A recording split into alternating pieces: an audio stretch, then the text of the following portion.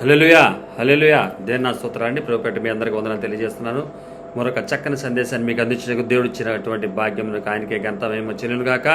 చిన్న ప్రార్థన ద్వారా ఈ కార్యక్రమాన్ని మనం ప్రారంభించుకుందాం. పరలోకమందున మా తండ్రి నామమున స్తోత్రం. దయగల రాజ్య ప్రేమల మా దేవ, కృపామయుడు, సమాధాన అధిపతి, మహాగణుడు అయినటువంటి మా దేవ తండ్రి నాయన నీ పాస నటించింది అందుకే స్తోత్రం. నా ప్రభా నీ వర్తమాన చేత నాతో మాతో మాట్లాడండి. పరిశుద్ధాత్మదేవని అభిషేక శక్తిని నింపి నడిపించమని యేసునామమున నడుచున్నాం తండ్రి, ఆమేన్. హల్లెలూయా హల్లెలూయా దేవుని స్తోత్రాలు. మీ అందరినీ జీసస్ సేవ్స్ మినిస్ట్రీస్ అనే ఈ యూట్యూబ్ ఛానల్కి ఇదిగో మీ దేవుడు అనే ఈ కార్యక్రమానికి ప్రేమపూర్వకంగా ఆహ్వానిస్తున్నాను.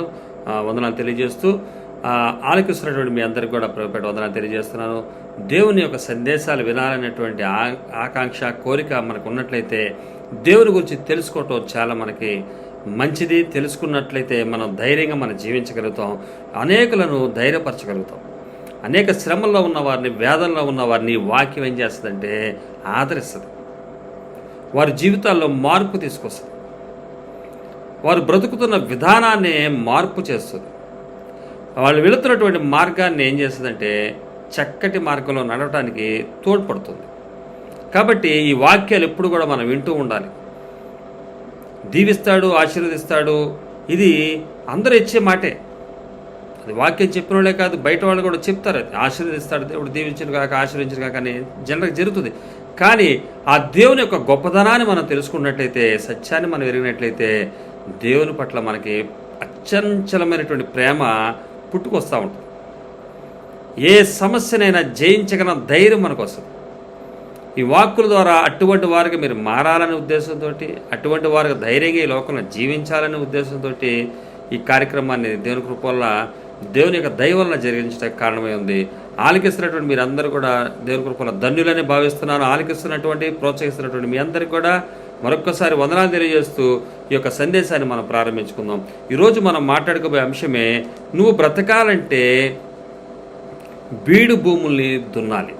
నువ్వు బ్రతకాలంటే బీడు భూముల్ని దున్నాలి. ఇదేంటి? ఈ లోకంలో చూసినట్టయితే ఏం మాట్లాడతారంటే, అరే మనం బ్రతకాలంటే వాడు ఉండకూడదురా అంట. దుష్టుడు చేసే పని. వీడు బ్రతకటాకే వాడు ఉండకూడదంట, లేకపోతే ఆడు బ్రతికితే మన ఉంచడరా అంటాడు. ఇది లోకంలో జరుగుతున్నటువంటి విషయాలు ఇవన్నీ కూడా. కానీ సృష్టికర్త అయిన దేవుడు మనిషి బ్రతకాలంటే అతడు ఏం చేయాలంటే బీడు భూముల్ని దున్నాలి అనేది ఒక నియమం ఆయన అనుగ్రహించాడు. ఆ నియమం ప్రకారం మనిషిని ఏం చేయాలి? బీడుగా ఉన్నటువంటి భూముల్ని దున్నవలసిన వారమై ఉన్నారు. బీడు భూముల్ని అందరూ దున్నుతున్నారా? అందరూ రైతులా? కాదు. కానీ ఆ రైతులు కష్టపడి ఆ బీడుగా ఉన్నటువంటి భూముల్ని దున్ని వారు ఏం చేస్తారంటే పంటకు అనుకూలంగా మార్చి ఆ ప్రాంతంలో ఏం చేస్తారు? విత్తనాలు చల్లి మన ఆహారాన్ని తయారు చేసుకుని ఆ ఆహారం ద్వారా మనం జీవించడానికి తోడ్పడుతూ ఉంటారు. మనం బ్రతకాలంటే ఈ లోకంలో 70 సంవత్సరాలు, అధిక బలం అంటే 80 సంవత్సరాలు అనేది బైబిల్ తెలియపరుస్తుంది. ఇంకా అధిక బలం ఉన్నవారు తగ్గిపోతున్నారులే వాస్తవంగా అయితే. కానీ పూర్వీకులు మనం చూసినట్టయితే 100 దాటిన వారు ఉన్నారు. ఈరోజు కూడా కొంతమంది ఉన్నారు. ఈ లోకంలో బ్రతకడం కోసం మనం ఏం చేయాలంటే బీడు భూముల్ని దున్నాలి. కానీ మనందరం కూడా పరలోక రాజ్యం చేరాలంటే బీడుగా ఉన్నటువంటి హృదయాన్ని దున్నాలి. ఆ రైతులు చేస్తుంది, దున్నాల్సినటువంటి వారు దున్నుతున్నారు పొలాన్ని. దేనికి? సానుకూలంగా చేయటానికి. పంట వేసి సరైనటువంటి రీతిలో అది ఏర్పాటు చేసినట్టయితే, నేలను అన్ని విధాలు కూడా సిద్ధపాటు చేసినట్లయితే అది ఏమవుతుందంటే ఆ నేలలో నుంచి పంటని తినడానికి ఆహారం, బ్రతకటానికి ఆహారం కావాలి. అలాగే నిత్య జీవానికి పొందాలంటే హృదయం అనేది కూడా దున్నబడాలి. హృదయం దున్నపడినప్పుడు మనం ఏ మొక్కలు వేసినా కూడా, ఏ విత్తనం చల్లినా కూడా అది ఫలించదు. భూమిలో ఏదైతే మనము విత్తవలసింది ఫలించాలి అంటే గనక ఆ ఫలించాల్సినటువంటిది ఏదైనప్పటికీ వేయబడినటువంటి ఆ యొక్క విత్తనాలను చూసినట్లయితే, ఆ విత్తనాలు ఫలించాలంటే దానికి తగిన విధంగా ఆ యొక్క పొలాన్ని సిద్ధపాటు చేసి ఉంచాలి. చదును చేసి చక్కగా నీరుని కట్టి అన్ని విధాలుగా చేయాలి. అవన్నీ చేస్తేనే కానీ ఈ యొక్క పంటకి యోగ్యముగా మార్చబడదు. ఈరోజు బీడు భూముల్ని దున్నాలి అంటే మనం బ్రతకాలంటే ప్రతి ఒక్కడు కూడా బ్రతకాలని కోరుకుంటాడు. కానీ కొంతమంది పలానాడు బ్రతకూడదురా, పలానాడు ఉండకూడదురా అని కోరుకుంటారు. ఇది దుష్టుడు చేస్తున్నటువంటిది.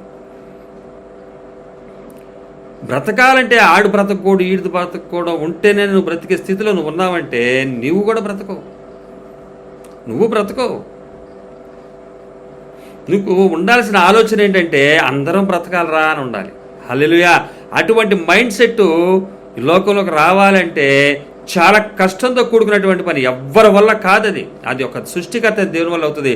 దుష్టుడైనటువంటి సాతానుగాడు ఈ లోకంలో రావటం వల్ల అందరూ బ్రతకాలిరా, మన తోటి వారురా అన్న ఉద్దేశం రానన్ని రోజులు కూడా ఎవరు కూడా బాగుపడేవాడు ఎవ్వడూ లేడు. ప్రతి ఒక్కడు కూడా ఘనులైనటువంటి వారు చివరి దశలో ఏమయ్యారంటే వాళ్ళు ఘనహీనులుగా మార్చబడ్డారు.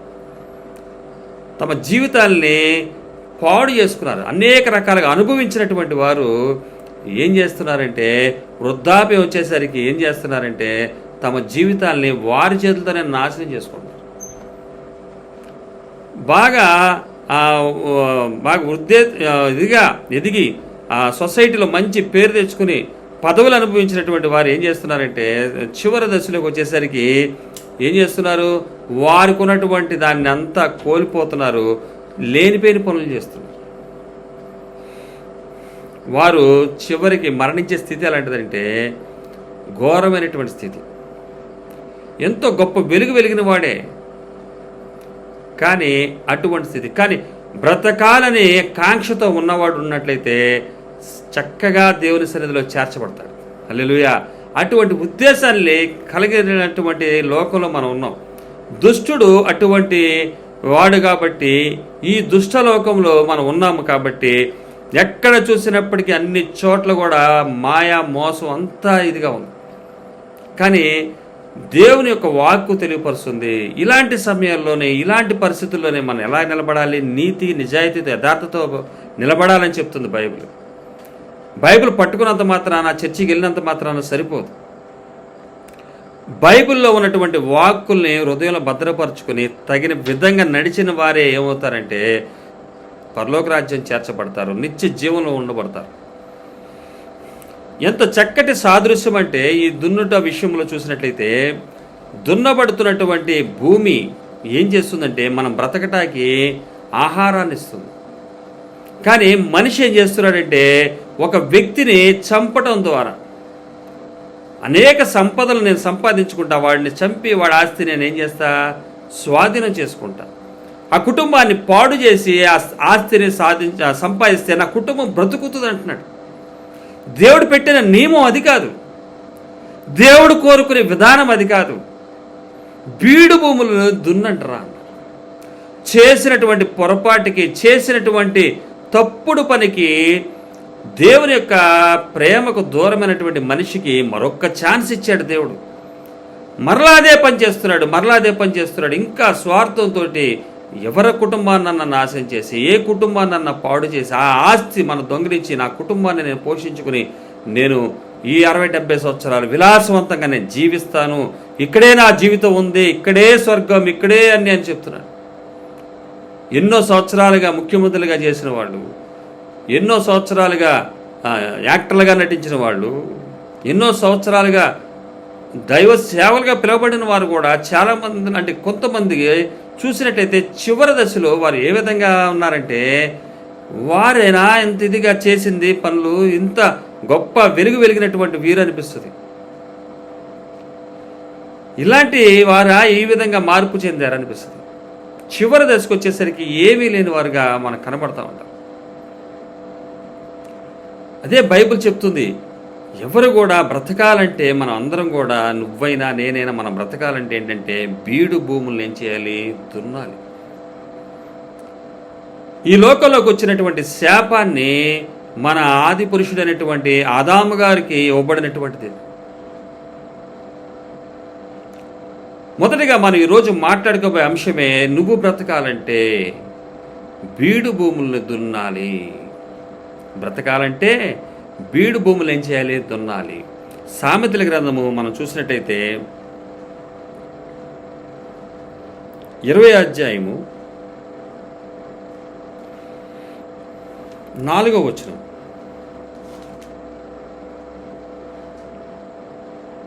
విత్తులు వేయు కాలమున సోమరి దున్నడు, కోత కాలమున పంటను గూర్చి వాడు విచారించినప్పుడు వానికి ఏమీ లేకపోవును.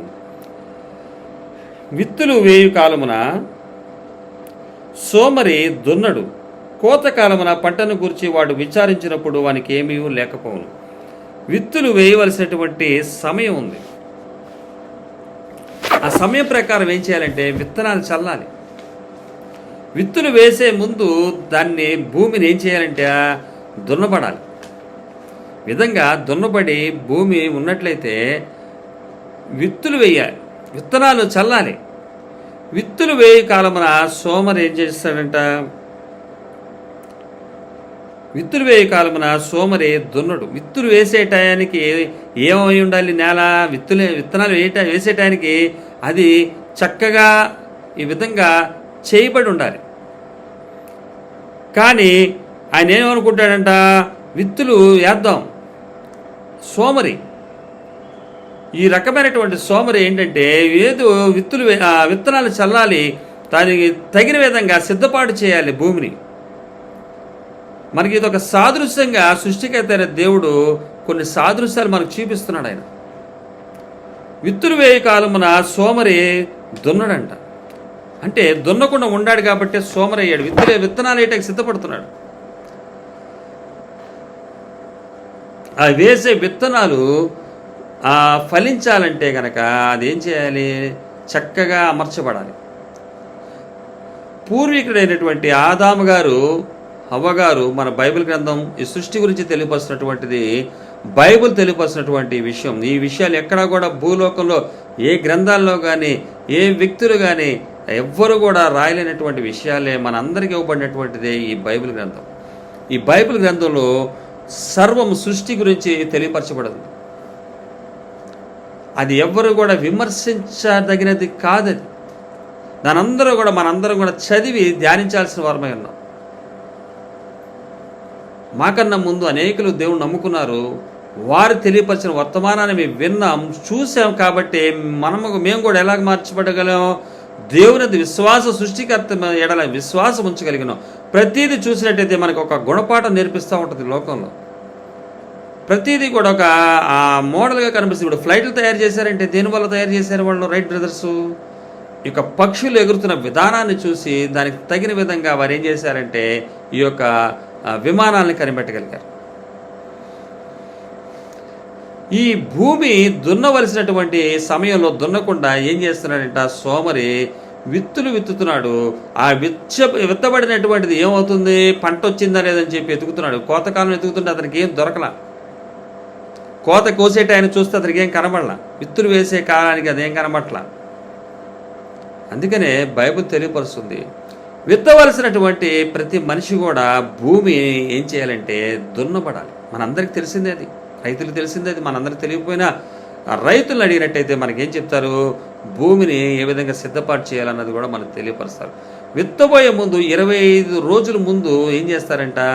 ఆ భూమిని 25 రోజుల వరకు సిద్ధపరుస్తూ ఉంటారంట. దాన్ని అనేక రకాలుగా భూమిని సిద్ధపరుస్తూ ఉంటారు. కలుపు మొక్కలు తీయాలంటే ఆరిపోయి ఉన్నప్పుడు నేలని దున్ని అక్కడ ఉన్నటువంటి కలుపు మొక్కలన్నీ తీసేస్తారు. అదే గడ్డి భూమిగా ఉన్నప్పుడు దానికి నీరు పెడితేనే కానీ అది దున్నబట్ట కుదరదు. అంటే వాళ్ళ ప్రణాళిక ఎలా ఉంటుందంటే మనం చేసే పని ఏంటి, ఏ విధంగా అనుకూలంగా ఆ భూమిని మనం తయారు చేసి పెట్టాలన్న ఉద్దేశాన్ని కలిగి వారు ఏం చేస్తారు? ఆ విధంగా సిద్ధపాటు చేస్తూ ఉంటారు. ఈ విధంగా సిద్ధపాటు చేయాల్సినటువంటిది దేవుడు మనుషులకి నేర్పాడు. ఇది మనం చూసినట్టయితే సాతానుగాడు ఏదైనా తోటలో చేసిన సందర్భంలో ఆ శాపానికి గురైనటువంటి ఆదాము అవ్వగారు సర్పము అప్పుడు ఈ మనుషుడికి ఇవ్వబడుతుంది ఏమని? నీవేం చేయాలంటే ఈ భూమిని దున్ని నువ్వు బ్రతకాలి, భూమిని దున్ని బ్రతకాలని చెప్పి ఆ రోజు మానవునికి దేవుడు, సృష్టికర్త అయిన దేవుడు ఇస్తున్నటువంటి ఆజ్ఞ. ఇది మనందరికీ తెలిసిన విషయమే. కానీ ఇందులో దాగి ఉన్నటువంటి సత్యాన్ని మనం చూసినట్టయితే దేవుని యొక్క గొప్పతనం మనం తెలుసుకుంటాం. ఆదికాండం 3వ అధ్యాయము 17-18 వచనాలు. ఆయన ఆదాము గారితో ఆయన సృష్టికర్త అయిన దేవుడు అంటున్నమాట, ఆదాము గారితో దేవుడు చెప్తున్నటువంటి మాట, నీవు నీ భార్య మాట విని తినవద్దని నేను నీకు ఆజ్ఞాపించిన వృక్ష ఫలములు తింటివి గనుక నీ నిమిత్తము నేల శపింపబడి ఉన్నది, ప్రయాసముతోనే నీవు బ్రతుకు దినములన్నీ దాని పంట తిందువు. సాతానుగాడు ద్వారా ప్రేరేపించబడినటువంటి హవదార ఇవ్వబడినటువంటి ఆ ఫలాలు ఏదైతే తిన్నావో, తినవద్దని నేను నీకు ఆజ్ఞాపించినటువంటి ఫలాలు నువ్వు తీసుకున్నావో, కాబట్టి ఆయన ఇస్తున్నటువంటి శాపము ఏంటి? నేల శపింపబడి ఉన్నది. నీ నిమిత్తం నేల శపింపబడి ఉంది. శపించాల్సింది ఎవరిని? ఎవరు శపింపబడాలి? ఆదాము గారు. కానీ నేలను శపిస్తున్నాడు ఇక్కడ దేవుడు. నీ వల్ల నా వల్ల ఇతరులు శపింపబడకూడదండి. మనం చేసే పనుల వల్ల ఇతరులకి మనం శాపాన్ని తీసుకొచ్చే వరకు ఉండకూడదు. ఈ ఆదాము గారు ఎక్కడి నుంచి వచ్చాడు? ఆదాము గారు ఎక్కడి నుంచి వచ్చాడు? మనం చూసినట్టయితే 2వ అధ్యాయం 9వ వచనంలో మనకు కనబడుతుంది. మరియు దేవుడైన యెహోవా, ఆదికాండము 2వ అధ్యాయం 9వ వచనం, మరియు దేవుడైన యెహోవా చూపునకు రమ్యమైనదియు ఆహారమునకు మంచిదియునైన ప్రతి వృక్షమును ఆ తోట మధ్యను జీవ వృక్షములు మంచి చెడ్డలను తెలివించు వృక్ష ఫలములను నేల నుండి మొలిపించాను. ఎక్కడి నుంచి మొలిపించాడు ఆయన? నేల నుండి మొలిపించాను. అలాగే 7వ వచనం చూసినట్టయితే 2వ అధ్యాయం 7వ వచనంలో అసలు మనిషి ఎలా తయారు చేయబడ్డాడు? దేవుడైన యెహోవా నేల మంటితో నరుని నిర్మించి వాని నాసికారంధ్రములలో జీవవాయువును ఊదగా నరుడు ఏమయ్యాడు? జీవాత్మ అయ్యాడు. నరుడు వచ్చింది నేలలో నుంచి. మంచి చెడుల తెలివినిచ్చే వృక్షఫలాన్ని కానీ జీవవృక్ష ఫలం కానీ అవి కూడా ఎట్లాగా నేలే మొలిపించింది. మనిషిని కూడా ఎక్కడి నుంచి వచ్చాడు? నేలలో నుంచి వచ్చాడు. అందువల్ల నేల నుండి రాబడినటువంటి మనిషి నీ నిమిత్తము నేల శపింపబడి ఉన్నది, ప్రయాసముతోనే నీవు బ్రతుకు దినములన్నీ దాని పంట తిందు. నీ వల్ల నేల శపించబడింది, శాపానికి గురైంది. ఒక మనిషి శాపానికి గురైతే ఏమవుతుంది? అన్ని విధాలుగా ఆయనకి అన్ని అవకాశాలు కట్ అయిపోతాయి. ఏదైనా ఊర్లో తప్పు చేస్తే వెలివేస్తారు, అదొక శాపం కింద భావించాలి. ఆ ఊర్లో ఉన్నటువంటి సహజంగా దొరుకుతున్నటువంటి వనరులకి వీరు దూరంగా ఉంటారు. ఐక్యతతో ఎవరితో కూడా జీవించే పరిస్థితి ఉండదు. అలాగే అంటే పూర్వ రోజులు జరిగేవి. అయితే పోలీసు వారు కూడా నగర బహిష్కరణ అని చెప్పి తప్పు పనులు చేసిన వాళ్ళని వారికి ఒక శాపంగా ఒక పనిష్మెంట్గా ఇస్తూ ఉంటారు. నీ నిమిత్తం ఏమైంది? నేల శపింపబడింది. ఆటోమేటిక్గా ఏం చేస్తే నేల శపింపబడటం ఏంటి? ఎందుకంటే నేలలో నుంచి వచ్చాడు. ఇప్పుడు కుటుంబంలో ఉన్నామండి, కుటుంబంలో ఉండి ఆ కుటుంబంలోనే మనం ఏదైనా కుటుంబానికి కీడు తీసుకొస్తే ఆ కుటుంబం ఒక వ్యక్తి ద్వారా ఏమవుతుంది? బహిష్కరించబడతారు, కుటుంబాన్ని బహిష్కరిస్తారు. తల్లిదండ్రులే తప్పు చేయరు, తోబుట్టువులే తప్పు చేయరు, కానీ కుటుంబాన్ని బహిష్కరించినటువంటి మనం అనేక ఘట్టాలు మనం చూస్తున్నాం వార్తల ద్వారా. ఇక్కడ నేల దీవించబడాలి. మనం చేసే పనికి మనతో పాటు ఉన్నటువంటి భూమికి ఏం కావాలి? నువ్వు పుట్టిన భారతదేశానికి నువ్వేం చేయాలి? పేరు తేవాలి. అమెరికాలోకి వెళ్ళి వాళ్ళ దగ్గరికి వెళ్ళి అడుక్కుతున్నాం అనుకో, మనం వాళ్ళ దగ్గరికి వెళ్ళి ఇండియా వాళ్ళు ఏంటారు అడుక్కుతుంటారా అంటారు. ఇండియా భారత భూభాగం. అమెరికా వాడు వచ్చి ఇక్కడ అడుక్కుంటుంటే అమెరికా వాడు వచ్చి అడుక్కుంటున్నాడు రమ్మని అంటారు. జనరల్గా జరిగే చెప్తున్నా. అప్పుడు ఏమవుతుంది? అమెరికా వాడు అంటారు. అమెరికా భూభాగానికి చెందినటువంటి వ్యక్తి. ఆ భూభాగానికి ఏమవుతుంది? భూమికి ఏమవుతుంది? ఆ ప్రాంతానికి మనిషి ఏం తీసుకొస్తున్నాడు? చెడ్డ పేరు తీసుకొస్తున్నాడు. ఈ భూమి మొత్తానికి మనిషిగా ఉన్నటువంటి ఈ వ్యక్తి ఆదాము గారు చేసినటువంటి దేవుని యొక్క కార్యం చెప్పిన పని చేయనందువల్ల శపింపబడింది. ఏమిటి? ఆయన నివసిస్తున్నటువంటి భూభాగం.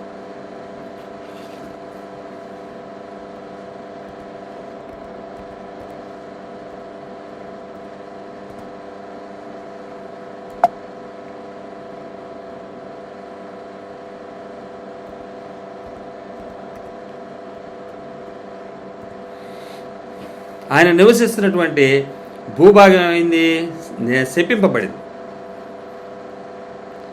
మన ప్రాంతమైన ఆంధ్రప్రదేశ్ గురించి మనం ఉన్నామండి. ఆంధ్రప్రదేశ్లో మనం పుట్టాం.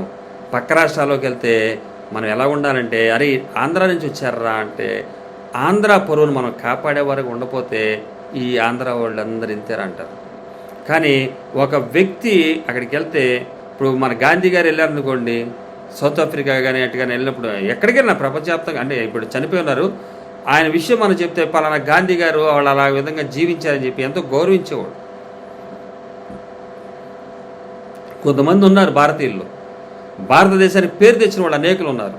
అనేక దేశాలకి వారు పేరు తీసుకొచ్చినప్పుడు ఆ భూభాగానికి, ఆ దేశానికి ఏమొస్తుంది? గర్వకారణంగా ఉంటుంది. ఈ చేసినటువంటి దేవునికి వ్యతిరేకంగా నిలబడినప్పుడు ఏమైంది? శాపాన్ని తీసుకొచ్చాడు. అందువల్ల ఏం చేశాడంటే, ఆ యొక్క భూమిలోనే నువ్వేం చెయ్యి, నువ్వు అది ఆ భూమిలోనే నువ్వు జీవించినప్పుడు ఆ భూమికి నీకు కనెక్షన్ ఏర్పాటు చేశాడు దేవుడు. ఇప్పుడు భూమి, నువ్వు సస్యశ్యామలంగా పెరిగే భూమిని నువ్వేం చేసావంటే, నీ యొక్క దేవుని ఆజ్ఞాతిక్రమించడం వల్ల నువ్వేం చేసావు? శాపాన్ని తీసుకొచ్చావు. నువ్వే కాదు, నీ వల్ల నేల శపింపబడింది. నీ నిమిత్తము నేల శపింపబడిందని చెప్పి ఇక్కడ రాయబడింది 3వ అధ్యాయము 17వ. అలాగే అది ఇప్పుడు ఏం చేస్తుందంటే నీకు 18వ, అది ముండ్ల తుప్పలను గచ్చ పొదలను నీకు మొలిపించును, పొలములోని పంట నీవు తిందువు. ఇప్పుడు నువ్వేం చేయాలంటే, నీవు అది ముండ్ల తుప్పలను గచ్చ పొదలను నీకు మొలిపిస్తుంది. నిజంగా ముళ్ళ పొదలు గచ్చ పొదలు నీకు మొలిపిస్తుంది. ఇప్పుడు నువ్వు దాని పంట నువ్వు తినాలి. అది తింటే నువ్వు బ్రతుకుతావు. అందుకే ఈరోజు మనం మాట్లాడుకుపోయే అంశం కూడా, నువ్వు బ్రతకాలంటే బీడు భూముల్ని దున్నాలి. వాస్తవేనా కాదా? మన అందరం కూడా ఇప్పుడు రోజు దున్నపోయిన దున్నుతున్నటువంటి రైతులు ఉన్నారు. ఆ రైతులు అనేక రకాల ఈ రోజులు పరికరాలు ఈ విధంగా వచ్చినాయి. కానీ అంతకుముందు ఎడ్ల ద్వారా, తర్వాత వ్యక్తులు స్వశక్తిగా చేతులతో నాగలతో దున్ని, ఆ రోజుల్లో పంగలని, తర్వాత రకరకాలైనటువంటి పరికరాలు వాడేవాళ్ళు. నేలని మనం విధంగా చక్కగా చదురుగా చేయాలంటే, రాను రాను టెక్నాలజీ పెరిగినప్పుడు ఇప్పుడు ఈజీ అయిపోయింది. కానీ ప్రాసెస్ మాత్రం తప్పలా. సేమ్ థింగ్, ఏదైతే ఆదాము గారికి శపింపబడిందో, శాపం అయితే రాబడిందో, ఈ రోజుకి అదే జరుగుతుంది. దాంట్లో ఏమీ మార్పు లేదు. ఈ విధంగా ఆదాము గారికి ఇవ్వబడినటువంటి శాపమే అదేంటది? నువ్వేం చేయాలంటే, అది ముండ్ల తుప్పలను గచ్చ పొదలను నీకు మొలిపించును, పొలములోని పంటను ఏం చేస్తావు?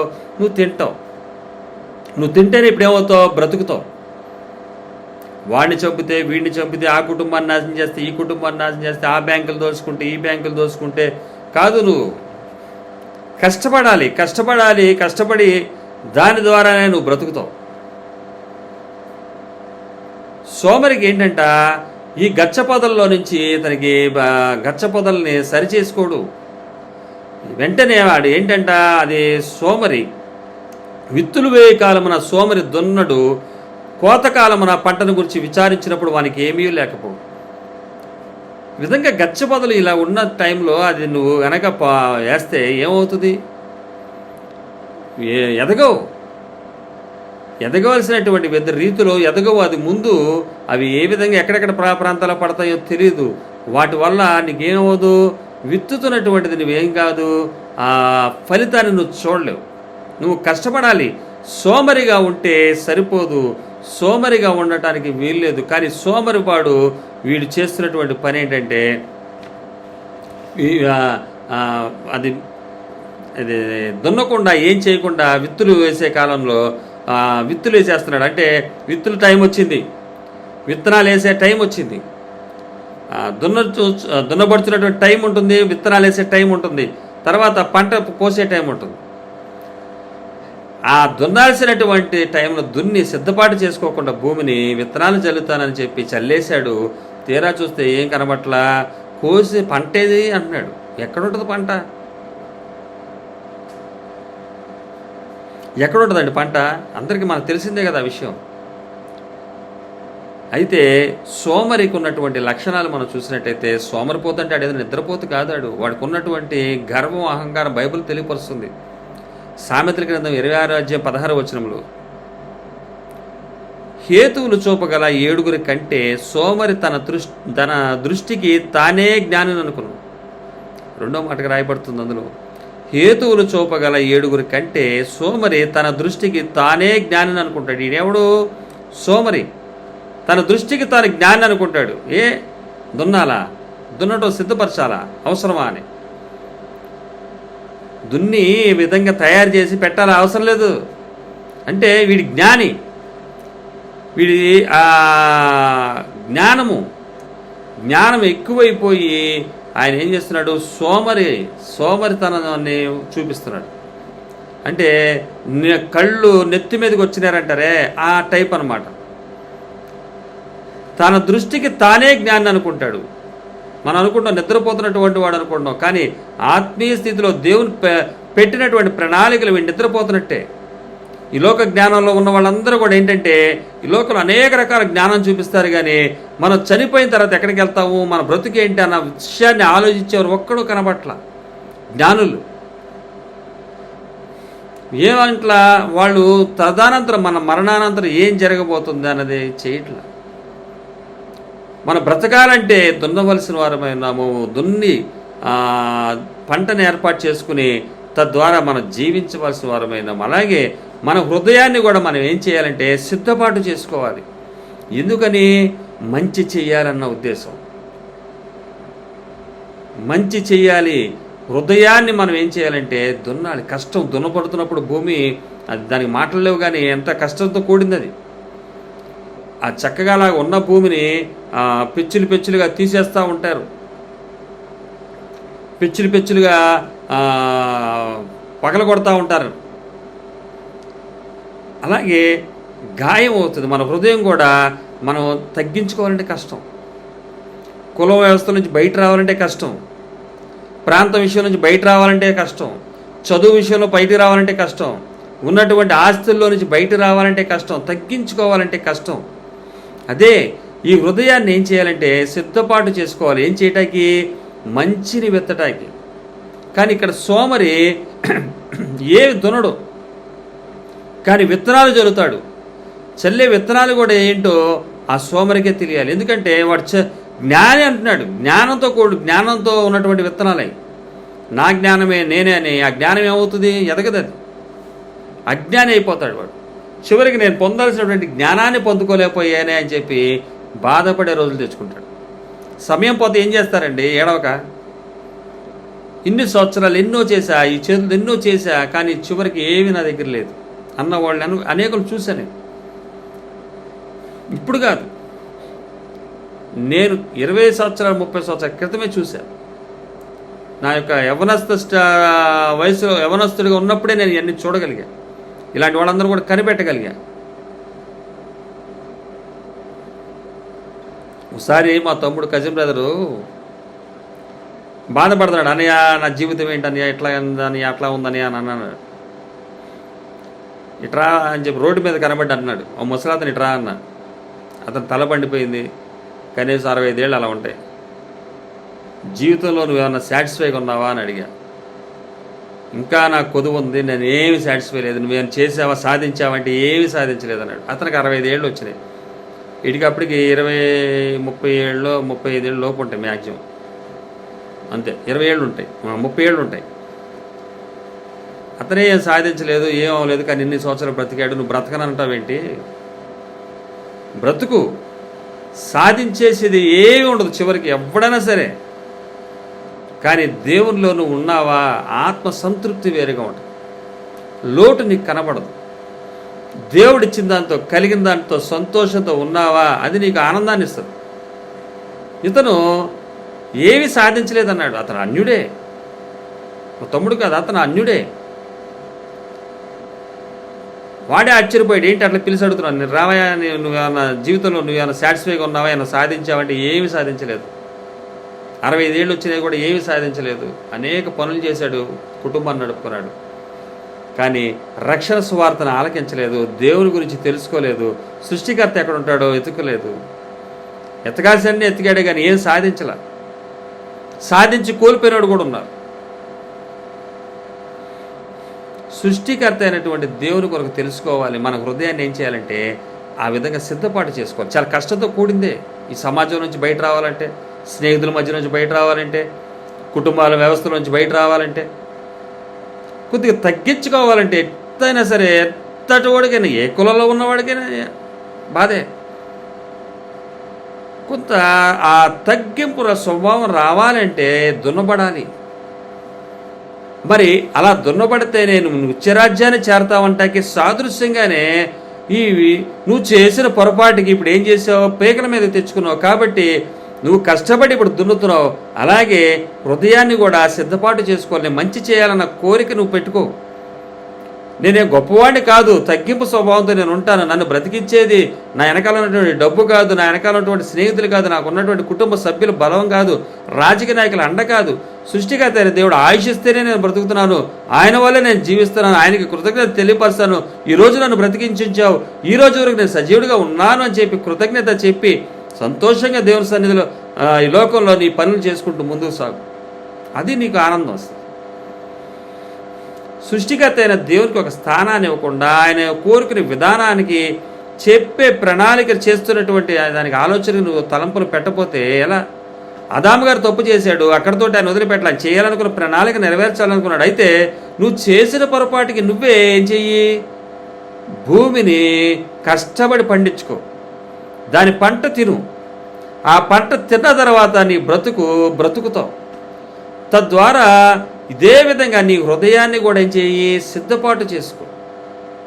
చక్కని మాట. నేను ఈ వాక్యాన్ని సిద్ధపడుతుంటే ఒక బ్రదరు పంపించాడు వాట్సాప్లో.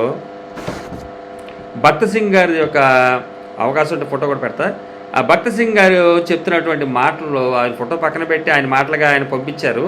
అది దేవుని వాక్యమే, దేవుని మాటలే. ఆయన భక్త సింగ్ గారు చెప్తున్నటువంటి మాట ఏంటంటే, దైవజనుడైన భక్త సింగ్ గారు, హృదయం అనే బీడి భూములను దున్ని, వాక్యం అనే విత్తనములు చల్లి, ప్రార్థన అనే కన్నీళ్లతో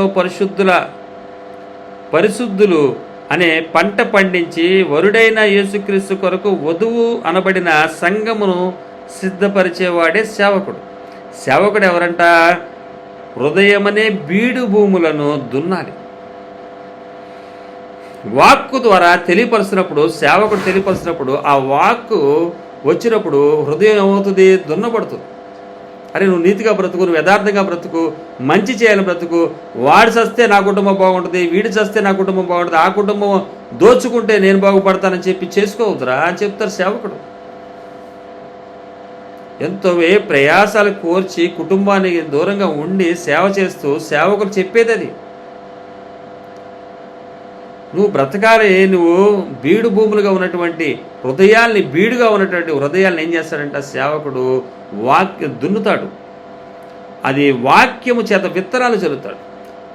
ఈ విధంగా సిద్ధపాటు చేసి ఆ విత్తనాలు చల్లుతాడు. ఈ విధమైనటువంటి మాట నేను చూశాను. ఈ సోమరిగాడికి ఏమంటాడంట? తనకు తానే జ్ఞానం అనుకుంటున్నాడు. సోమరిలో ఉన్నటువంటి మొదటి లక్షణం ఏంటంటే తనకు తానే జ్ఞానం అనుకుంటున్నాడు. నిద్రపోయేవాడనే కాదు, వీడు నిద్రపోతున్నాడంటే ఆత్మీయ స్థితిలో నిద్రపోతున్న వాడే. మనకు కనబడేది ఏంటంటే సోమరి అంటే ఈ విధంగా కనపడుతుంది, నిద్రపోయేవాడి కింద కనపడుతూ ఉంటుంది. సోమరికి మొదటిగా చూస్తే ఇతనికి ఏంటంట? నేనే జ్ఞాని అనుకుంటాడు. వీడే సోమరి. విత్తులు వేయు కాలమున పంటను గురించి, విత్తులు వేయు కాలమున దున్నడు, కోత కాలమున పంటను గురించి విచారిస్తే ఆయనకి ఏం కనబట్ల. అటువంటి వాడు ఏంటంట? అజ్ఞాని. జ్ఞానవంతుడు అనుకుంటున్నాడు, తనకు తానే జ్ఞానం అనుకుంటాడు అంటాడు. రెండవదిగా చూసినట్టయితే వాడు సోమరి. సామెతల గ్రంథం 13:4 సోమరి ఆశపడును గాని వాని ప్రాణమునకు ఏమీ దొరకదు. సోమరి ఆశపడతాడు, ఆశ ఎక్కువ, చాలా చాలా ఆశలు ఉంటాయి. అసలు అంత ఎంత ఆశలు కాదు, అన్ని విధాలు అన్ని చోట్ల ఎక్కడైతే ఘనత ఉంటుందో, ఇప్పుడు భూలోకంలో ఉన్నామండి, భూలోకం ఎక్కడ ఘనత ఉంటుందో అక్కడ ఉండాలి, పరలోక రాజ్యంలో ఘనత ఎక్కడ ఉంటే అక్కడ ఉండాలి. మరి దురాశగా, ఆశ మంచిదే, కానీ అది నెరవేర్చుకునే విధానంలో మనం ఏం చేయాలి? దేవుని హృదయాన్ని దున్నబడినటువంటి వారి ఉంటేనే అది ఏమవుతుంది? ఫలింపు జరుగుతుంది. ఆశపరుడు అంటే ఇతడు ఆశపరుడు. రెండోదిగా చూస్తే వీడు తనకు తానే జ్ఞానం అనుకుంటాడు, తర్వాత ఆశపరుడు.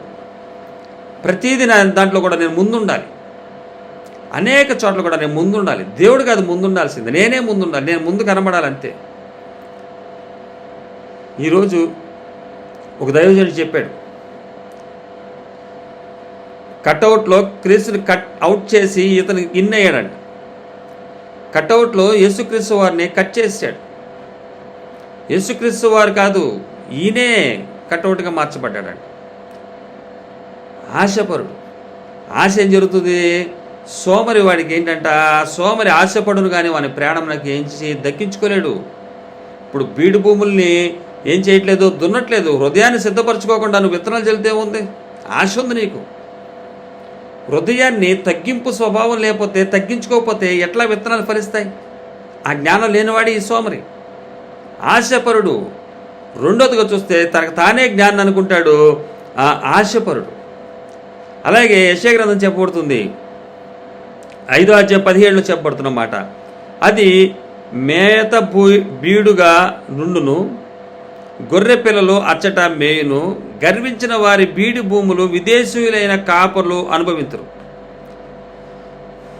అవి మేత బీడుగా నుండును.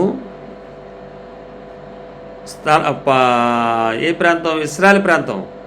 గొర్రె పిల్లలు అచ్చట మేయును, గర్వించిన వారి బీడి భూమిని విదేశీయులైన కాపులు అనుభవించరు. వీడు సోమరిపోతనమాట, గర్వించినటువంటి గర్వం. వీడి గర్వం వల్ల అదేమవుతుంది? బీడు భూముల్ని వీడు దున్నట్లేదు, విదేశీయులు వచ్చి కాపుర్లు దాన్ని అనుభవిస్తున్నారు. వీళ్ళు ఉన్నటువంటి ప్రాంతాన్ని దోసుకోబోతున్నారు. ఆ గర్వంతో, అహంకారంతో ఉన్నటువంటి ఊరినే పోగొట్టుకుంటున్నారు. వీళ్ళు పోగొట్టుకుంటూ ద్వారా విదేశీయుల కాపుర్లు వచ్చి దాన్ని అనుభవిస్తున్నారు. వారు దున్నుకుని ఆ ప్రాంతాన్ని అనుభవిస్తున్నారు. మనకు తెలిసినట్టయితే రాజ్యాలను దోసేస్తూ ఉంటారు కదా, వచ్చి వీళ్ళు పాలిస్తూ ఉంటారు. వాళ్ళని అందరిని తరిమేసి వాళ్ళందరిని బందీలుగా పట్టుకుని వీళ్ళు వచ్చి ఏం చేస్తారు? ఆ ప్రాంతంలోకి వచ్చి వీళ్ళ యొక్క రూలింగ్ని పాస్ చేస్తారు అక్కడ. అలాగా వీళ్ళు ఎవరంట? గర్వించిన వారు. బీడు భూముల్ని సోమరి ఏం చేస్తున్నాడు? ఉన్నటువంటి బీడు భూముల్ని దున్నకుండా తను గర్వాన్ని, అహంకారాన్ని ఏం చేస్తున్నాడు? ఆయుధంగా ధరించుకుంటున్నాడు. ఈ యొక్క సోమరి చివరికి యేసుక్రీస్తు వారినే అనేంతటోడయ్యాడు. 4వదిగా చూసినట్టయితే, మొదటిగా మనం చూసాము, సోమరి తన దృష్టికి తానే జ్ఞాని, తర్వాత ఆశపరుడు, గర్వించిన హృదయం గలవాడు. అందుకనే ఇక ఉన్నటువంటి భూమిని కోల్పోయి విదేశీయులు వచ్చి ఆ బీడు భూమిని ఏం చేస్తున్నారు? వారు దున్నుకుని వారు స్వాధీనం చేసుకున్నారు. అంటే ఇశ్రాయేలు ప్రజల్ని వారు ఏం చేశారు? బందీలుగా పట్టుకుని పోయారు. యెషయా గ్రంథంలో 5:17 చెప్పబడుతున్నమాట. అలాగే యేసుక్రీస్తు వారు అయినటువంటి యేసుక్రీస్తు వారిని కూడా ఈయన ఏం చెప్తున్నాడు? సోమరి, నువ్వు ఎలాంటి వాడివి? మత్తయి సువార్త 25వ అధ్యాయం 26వ వచనంలో చెప్పబడుతున్నటువంటి మాట.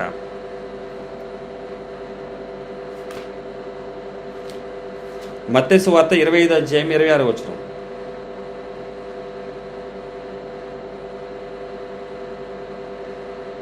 అందుకు అతని యజమానుడు వారిని చూచి, సోమరివైన మా చెడ్డదాసుడా, నేను విత్తని చోట కోయివాడను, చల్లని చోట పంట కూర్చుకొని వాడనని నీవు ఎరుగుదువా?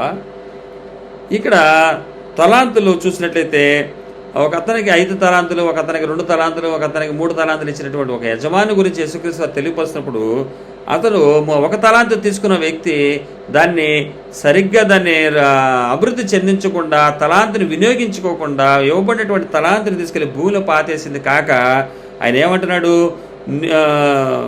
సోమరమైన చెడ్డదాసుడు అని చెప్పి యజమానుడు అతను అంటున్నాడు. అప్పుడు నేను విత్తని చోట, ఆ యజమానుడు అడుగుతున్నాడు, నేను విత్తని చోట కోయివాడినా, చల్లని చోట పంటను కూర్చుకుని వాడనా? నేను అలాంటి వాడినా? దేవుని మీద నిందలు వేస్తున్నాడు. దేవుడిచ్చినటువంటి తలాంతులు వాడుకోవాల్సినటువంటి వాడు సోమరివైన చెడ్డదాసుడా అని చెప్పి ఆ యజమానుడితో పిలిపించుకుంటున్నాడు. అదే యేసుక్రీస్తు వారు చెప్తున్నారు. రేపొద్దున మనందరిని కూడా అదే మాట అంటాడు. నీకు ఇవ్వబడినటువంటి తలాంతుని సరిగ్గా వినియోగించుకో. తద్వారా నువ్వు సరైనటువంటి భూమిని నువ్వేం చేయాలి, దున్నబడి ఆ భూమి ద్వారా పంట ద్వారా నువ్వేం చేయాలి, పోషింపబడాలి. అలాగే హృదయం అనే బీడు భూమిని కూడా ఏం చేయాలి,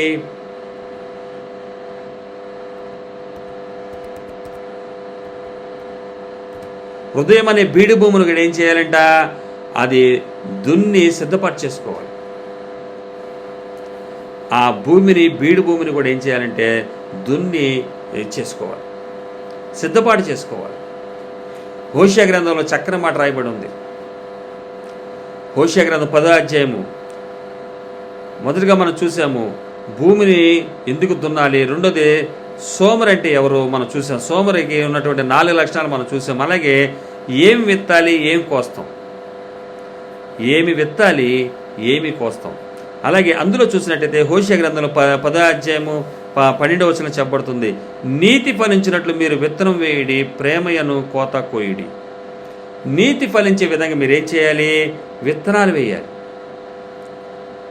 ప్రేమయను కోతను మీరేం చేయండి, కోయడి.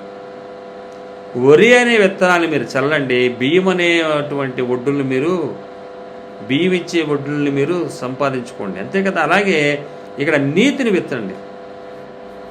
మరి వరి మనకి ఎంత శ్రేష్టమైంది, అది గోధుమలైనా ఎంత శ్రేష్టమైనవి మనకి, మన ఆహారానికి ఎంతో చక్కటిగా ఆహారానికి మనకు ఉపయోగపడుతున్నాయి కదా. అవి బిర్యానీలు చేసుకుంటాం, మంచి అన్నం వండుకుంటాం, మంచి మంచి కూరలు అందులో కలుపుకుంటాం.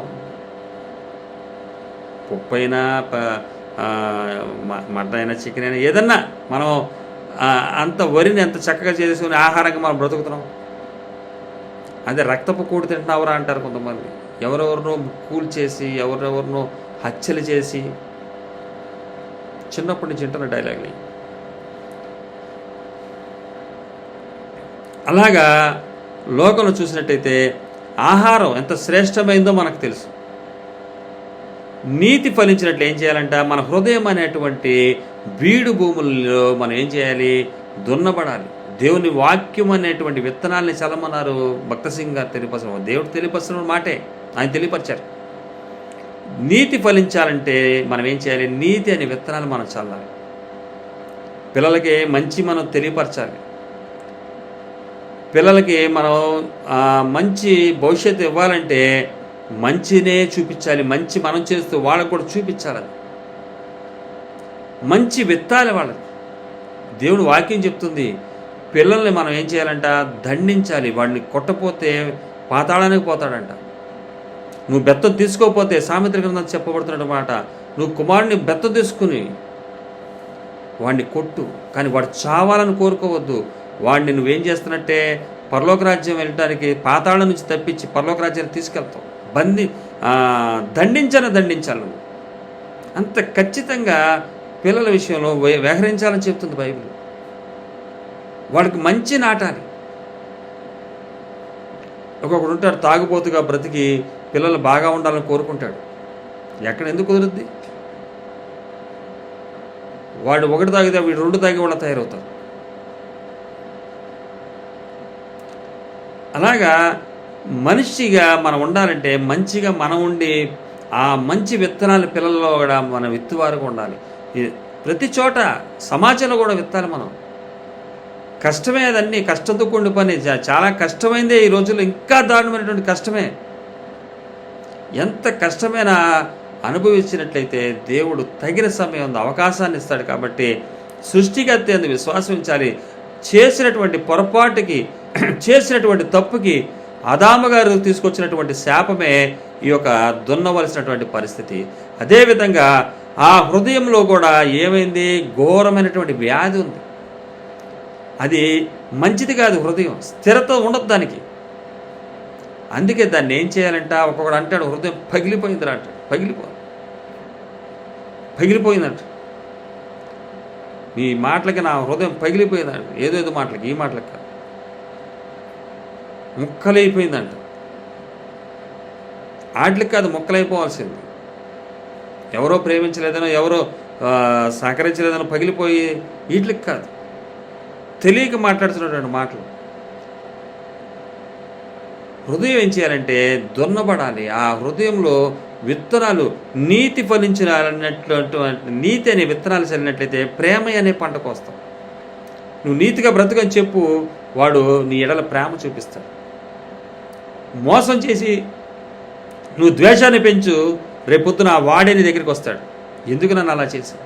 ఒక దొంగ తన తల్లితో అన్నాడంట, బంధించబడి వెళ్తుంటే ఉరిశిక్షకి వాళ్ళ అమ్మను చూసి అన్నాడంట, అమ్మా చిన్నప్పుడే నేను పెన్సిల్ దొంగతనాలు చేసినప్పుడు, రబ్బర్ దొంగతనాలు చేసినప్పుడు, ఈ బలపాలు పెన్సిల్ దొంగతనం చేసినప్పుడే నువ్వు నన్ను మందలించాల్సింది. అప్పుడే నువ్వు మందలించిపోబట్టి నేను పెద్దవాడైన తర్వాత గజ దొంగగా మారాను, ఈరోజు ఉరిశిక్షకి వెళ్తున్నాను అని చెప్పి. ఆ రోజు తెచ్చేవారా, చాలా సంతోషం అని చెప్పి తల్లి సంతోషించిందంట, కుటుంబం సంతోషించిందంట. కానీ కుమారుడు కూడా ఇదేదో తల్లిదండ్రులు సంతోషిస్తున్నారని చెప్పి చేశాడు. కానీ సత్యం ఎరిగిన తర్వాత తన జీవితమే నాశనం అయిపోతుంది, ఇంకా ముగించబడుతుంది. ఇది తప్పు అని చెప్పి అప్పుడు గ్రహించాడు. అప్పుడు తల్లి కనిపించింది. ఏ విధంగా కనిపించింది అంటే, కుటుంబ సభ్యులు ఏ విధంగా కనిపించారంటే, మీరు ఎందుకని నన్ను ఖండించరు, మీరు ఎందుకని నన్ను ఈ విషయంలో మీరు ఆపలేదు, నీతి ఎందుకు నా దగ్గర విత్తలేదు మీరు అని చెప్పి బాధపడినటువంటి కుమారుడిని మనం చూస్తాం. ఇది జరిగిన విషయం. ఏదో అనుకుంటారే కానీ చల్లేస్తున్నాము, నువ్వు చేస్తుంది మంచిదేరా వెళ్ళిపో, వాళ్ళు మనం మోసం చేశారు, వీళ్ళు మనం మోసం చేశారు, ఏదేదో చేసేశారు అని చెప్పి పంపించిన తర్వాత ఆ బాధ ఎట్లా అనిపిస్తుందంటే, ఏం చేశారు, ఎవరేం చేయలే. కానీ ఆ విధమైనటువంటి విత్తనాలు చల్లటం వల్ల ఏమవుతుందంటే, మంచిగా దేవుని సన్నిధిలో ఎదగాల్సినటువంటి వారు, మంచిగా నీతిని విత్తవలసిన వారు, ప్రేమ అనే పంటను కొయ్యాల్సినటువంటి స్థితిలో ఉండవలసినటువంటి వారిని మనం ఏం చేస్తున్నాము, మనమే పాతాళానికి పంపించే వరకు తయారవుతుంది. మన బ్రతుకు ఏమైపోయినా పర్లేదండి, పిల్లలు బాగుండాలని చెప్పి కోరుకుంటారు ప్రతి తల్లిదండ్రులు. ఈ లోకంలో చూసినట్లయితే అందరినీ కలుపుకుని అందరం కలిసి ఐక్యతతో దేవుడి చిత్తాన్ని నెరవేర్చిన వారు ఉంటే ఎంత సంతోషంగా ఉండొచ్చు. నీతిని విత్తితే అది ప్రేమ అనే పంటను కోస్తాం మనం. అప్పుడు నీతిని విత్తినట్లయితే ఆ నీతితో అతను నీతిగా వ్యవహరించిన తర్వాత అతను అనేకులుగా మార్చబడి ధనాన్ని సంపాదించుకుని తర్వాత వచ్చి, అయ్యా నువ్వు చూపించిన మార్గానికి నేను నీతిగా బ్రతికి నేను ఈ విధంగా సంతోషంగా ఉన్నానని చెప్పి చెబుతున్నప్పుడు కలిగే సంతోషం వేరు. అలా నీతి విత్తినప్పుడు చివరి దశలో వచ్చి నిన్నేమండవు, నువ్వు చెప్పిన నీతి వల్ల నేను ఈరోజు కూడా నీతిగా బతుకుతున్నా, నాకు ఈరోజు తింటాకి లేదు, అయినప్పటికీ నీ మాట వల్ల నేను నిలబడ్డానని చెప్పి నీకు వచ్చి చెప్పినప్పుడు నువ్వు సంతోషిస్తావు, ఆయన సంతోషిస్తాడు. కానీ నీ నీతి మాటలేది నేను చెడిపోయారు, వాళ్ళందరూ చూడు ఎంత దుర్మార్గమైన ఏదైనా ఉన్నప్పుడు సంపాదించారంటే అక్కడు అనే మాట ఉండదు ఎక్కువ. నీతి మాటలు ఇచ్చిన తర్వాత ఆ నీతి మాటల ద్వారా నేను సంతోషంగానే తింటాకి లేకపోయినా ఉన్నాను అని చెబుతాడు. ఎంత కఠినమైన పరిస్థితి వచ్చింది, ఎందువల్లంటే నువ్వు ఎత్తబడింది నీతిని, నీ దగ్గరికి వచ్చి ప్రేమను కూడా చూపిస్తాడు. నిజమే,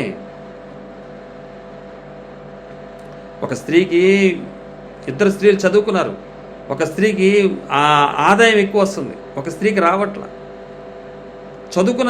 సమానంగా చదువుకున్నప్పటికీ కానీ చివరికి ఆరోగ్యాన్ని కోల్పోయినటువంటి స్త్రీ ఇంకో స్త్రీతో అందంట, నువ్వు తీసుకున్నటువంటి కొంచెంలన్నా నువ్వు సంతోషంగా ఉన్నావు, కానీ నేను నా జీవితాన్ని తొందరలోనే ముగించుకోబోతున్నాను అన్న విషయాన్ని అమ్మాయితో చెప్పి బాధపడినటువంటి సందర్భాన్ని తెలిసింది మనం. అట్లాగా వస్తున్నటువంటి ధనాన్ని చూసుకుని ఈ అమ్మాయి ఏం కంగారు పడకూడదు, మనకన్నా ఎక్కువ ధనం వాళ్ళకే వస్తుంది వీళ్ళకే వస్తుందని చెప్పి కంగారు కలవరాన్ని పుట్టేసినట్లయితే ఏమవుతుందంటే చివరికి అది పతనానికి తీసుకుపోతుంది. నువ్వు కష్టపడిన దానికి తగిన విధంగా ఫలితం వస్తున్నప్పుడు అదనంగా కావాలి, ఇంకా కావాలి, ఇంకా కావాలి, ఇంకా కావాలని చెప్పి సోమరిలాగా ఆశపడద్దు. ధనం నేనేది పరలోక రాజ్యాన్ని తీసుకెళ్తావు. నీ భూమి దున్నబడినట్టయితే మంచి విత్తుతూ ఉంటావు, మంచి విత్తుతూ ఉంటావు, మంచి విత్తుతే నీతి అనే నీతిని విత్తినప్పుడు ఏమవుతుంది, ప్రేమ అనే పంటకు వస్తావు నువ్వు. ఏమి విత్తాలి, ఏం కోస్తావు? ఇప్పుడు ఏం విత్తుతున్నాడు ఇక్కడ? నీతిని విత్తినప్పుడు ఏం కోసాడు? ప్రేమ అనే కోతను కోసాడు. ఇదే హోషేయ గ్రంథం అధ్యాయం అదే వచ్చిన తర్వాత వచ్చినమే. హోషేయ గ్రంథం 10వ అధ్యాయం 13వ వచనము. నీ ప్రవర్తన ఆధారం చేసుకుని నీ బలాఢ్యులను నమ్ముకొని నీవు చెడుతనపు పంటకై దున్నితివి. చెడుతనపుకు పంటకై దున్నావంట, కనుక మీరు పాపమును కోత కోసి ఉన్నారు. మీరు ఏం పంట? చెడుతనపు పంటకై దున్నితివి. చెడు పంట వేయటానికి ఏం చేసావు? దున్నావు. చెడును ప్రేరేపించడానికి ఏం చేసావు? దున్నావు. మంచి నేయటానికి కాదు. ఆ దున్నుతున్నారు, చెడేయటానికి కూడా దున్నుతున్నారు. మరి దున్నాలిగా, అది కూడా వాడు నమ్మబలకాలుగా నమ్మే విధంగా చేయాలి కదా. అదేవిధంగా చెడుతనపు పంటకై దున్నితివి, గనుక మీరు పాపమును కోత కోసి ఉన్నారు, అబద్ధమునకు ఫలము పొంది ఉన్నారు. పాపమును కోతను కోసి ఉన్నారు. శాపాన్ని మరలా మీరు కొని తెచ్చుకుంటున్నారు. దేవుడు సృష్టికర్త అయినటువంటి దేవుడు మనిషి నీవు ఆహారం తిని బ్రతకాలంటే నువ్వేం చేయాలి? ఈ యొక్క ముళ్ళ పొదలను, గచ్చ పొదలు ఇస్తున్నటువంటి ఈ భూమిని నువ్వు దున్ని తగిన విధంగా దాన్ని నువ్వు సిద్ధపాటు చేసుకుని నువ్వు బ్రతుకు. అలాగే హృదయాన్ని కూడా నువ్వేం చెయ్యి? నీతిని విత్తడానికి ప్రయత్నం చేయడానికి నువ్వేం చెయ్యి? దున్నటానికి సిద్ధపరచుండు. అయితే సోమరి అటువంటి వాడు కాదు. వాడు తనకు తానే జ్ఞానం అనుకుంటాడు, తర్వాత ఆశపరుడు, తర్వాత గర్వించినటువంటి వాడు దేవునికే ఎదురు చెప్పేవాడుగా ఉన్నాడు. దేవుణ్ణే ప్రశ్నించేవాడుగా మారుతున్నాడు. అలాగే ఏం విత్తాలి, ఏం కోస్తాంలో మనం చూసినట్టయితే మూడోదిగా నీతిమంతులు, కీర్తన గ్రంథం 37 అధ్యాయం 29 వచనం. నీతిమంతులు భూమిని స్వతంత్రించుకొందురు, వారు దానిలో నిత్యము నివసించుదురు. నీతిమంతులు ఏం చేస్తారంట? భూమిని స్వతంత్రించుకుంటారు. హల్లెలూయా. మన భూమిని స్వతంత్రించుకోవాలండి. మన భూమికి పేరు తేవాలి. మన భారతదేశానికి మనం పేరు తెచ్చేవారుగా ఉండాలి. ఇతర దేశాలు గర్వించే విధంగా మనం జీవించాలి. మన పరువు తీసుకెళ్ళే ఎవరో పాదాల దగ్గర తాకట్టు పెట్టేవారుగా ఉండకూడదు. ఎవడు చూడొచ్చాడులే, ఎవడు చెడొచ్చాడులే, ఎవడు చేసి వచ్చాడులే, మేము బ్రతకడానికి లేదు, మాకన్నా ఘోరమైన వాళ్ళు ఉన్నారని చెప్పొద్దు. ఎవరు వ్యక్తిగతంగా వాక్యం వస్తుందో వారందరూ కూడా నిలబడాల్సిందే. దీని తర్వాత దేవుని నిత్యరాజ్యంలో సంతోషించే దినం ఉంది. కాబట్టి ఈరోజు మన భారతదేశం కోసం, మన భూభాగం కోసం మనం ఏం చేయాలంటే, మనం స్వతంత్రించుకోవాలంటే నీతిమంతులుగా ఉండాలి. నీతిమంతులు ఏం చేస్తారంట? భూమిని స్వతంత్రించుకుంటారు. అది కరువు అయిపోయింది. పదవి కోసం ఏదో రకరకాలైనటువంటి డబ్బులు ఖర్చు పెట్టి ఆ డబ్బులు రాబట్టడం కోసం అనేక ఘోరాలు చేసి, నేరాలు చేసి, చివరికి బాధలు పడి, ఏడ్చి, దుఃఖించి, గొడవ చేసుకుని నాశనం అయిపోతున్న వారు కనబడుతున్నారు. చివరికి ఏం లేదు. ఎక్కడ మొదలయ్యావు అక్కడికే నువ్వు వెళ్తున్నావు. ఎలా వచ్చావు అదే విధంగా పోతున్నావు. కానీ నువ్వు చేసినటువంటి ప్రతి క్రియకి అది నువ్వు ఏ విధంగా దున్నుతున్నావు? మంచిది విత్తడానికి దున్నుతున్నావా, లేకపోతే చెడు తలంపు నువ్వు ఏం చేస్తున్నావు? పంటకై విత్తుతున్నావా, దున్నుతున్నావా? దున్నుతారు కొంతమంది. ఈ సోమరి దున్నకుండా అహంకారపూరితంగా వేసాడు, కానీ కొంతమంది దున్నుతున్నారు. ఏ విధంగా దున్నుతున్నారు? చెడును విత్తడానికి దున్నుతున్నారు. దానివల్ల పాపం అనే పంటను కోస్తాం. శాపాన్ని కొని తెచ్చుకుంటావు. అవకాశాన్ని ఇచ్చాడు, శాపాన్ని తెచ్చుకున్నటువంటి మనిషికి అవకాశం ఇచ్చాడు. ఒక మనిషికి ఒక అవకాశం ఇచ్చినప్పుడు దాన్ని సద్వినియోగం చేసుకోవాలి. అరే జీవితంలో ఒక్కసారేరా వస్తుంది అవకాశం అంటాడు ఎదగటానికి. జీవితంలో ఒక్కసారే వస్తుందిరా అవకాశం అంటాడు. అప్పుడు నేను పట్టుకోలేకపోయారా, తలంచుకోలేకపోయారు. కానీ ఎప్పుడూ అవకాశం ఇస్తున్నాడు దేవుడు పరలోక రాజ్యానికి, నిత్యరాజ్యంలో ఉండటానికి. కానీ దాన్ని కోల్పోతే దేవుడిది. ఈరోజు మనం ప్రతిసారి ఎన్నోసార్లు చేస్తూ పడిపోతూ లేస్తూ వెళ్తున్నాం. కానీ యేసుక్రీస్తు వారు తండ్రి యొక్క కుడిపార్శ్వం రాసిన విజ్ఞాపన చేయటం ద్వారానే మనం ఈరోజు మరలా పడిన లేవగలుగుతున్నాం. కానీ అలాగ పడి లెగవాలని చెప్పి కోరుకోవట్లేదు సృష్టికర్త. స్థిరంగా నమ్మకంగా ఉండాలని కోరుకుంటున్నాడు. చెడు తలంపుతో పంట విత్తుతున్నాడు, దున్నుతున్నాడు. మంచి తలంపుతో మనం ఏం చేయాలి? నీతి ఫలించినట్టు ఏం చేయాలంట? మీరు విత్తనాలు వేయండి. ఆ విధంగా నీతి వాక్యాలు, నీతితో దున్నబడాలి. వాక్యము చేత సేవకుడు చేసే పని అది. సేవకుడు ఇందులో ఉన్నటువంటి గొప్పతనాన్ని, దేవుని యొక్క గొప్పతనాన్ని తెలియపరుస్తాడు. ఆ దేవుడు పెట్టినటువంటి ఈ యొక్క చేసినటువంటి పాపం చేసినటువంటి దేవుని మాటని వ్యతిరేకంగా ఆజ్ఞని తృణీకరించినటువంటి వ్యక్తికి ఇస్తున్నటువంటి శాపం. అయినప్పటికీ శాపాన్ని కూడా ఆశీర్వాదంగా మార్చుకోవాలి. ఆయన చెప్పాడు ఆ పని చేయి, ఇప్పుడన్నా ఏం చేయి, కష్టపడకుండా తినమన్నాడు. కానీ నువ్వేం చేసావు? ఆజ్ఞని అతిక్రమించావు. అయితే ఇప్పుడు ఏం చేయి? నీ వల్ల భూమి శపింపబడింది, నేల శపింపబడింది. కాబట్టి నువ్వేం చెయ్యి? ఇప్పుడు ఆ నేలలో నుంచి అది నీకు ముళ్ళ తుప్పలను గచ్చ పొదలను ఇస్తుంది. కానీ నువ్వు దాన్ని ఏం చెయ్యి? దున్ను, కష్టపడు. అలాగే హృదయాన్ని కూడా ఏం చేయాలి? పాపం వచ్చి కూర్చుంది నీలో, ఆ పాపపు ఆలోచనలు వచ్చేసినాయి నీలో. కానీ ఆ కలుపు మొక్కల్ని ఏం చేయాలి? వాక్యము చేత దున్నబడాలి. ఆ దున్ని ఆ తగ్గింపు స్వభావంతో దేవుని వల్ల మార్చుకోవడానికి ప్రయత్నం చేయి. నిత్యరాజ్యాన్ని కూడా నువ్వు సాధించగలుగుతావు. ఈ లోకంలో బ్రతకాలంటే నువ్వేం చేయాలి? బీడు భూముల్ని దున్నాలి. కానీ పరలోక రాజ్యం వెళ్ళాలంటే నీ హృదయం అనే బీడు భూముల్ని దున్నబడాలి. ఆ దున్నబడిన నేలలో నువ్వు సరిగ్గా నీతిని విత్తినట్టయితే అదేమవుతుంది?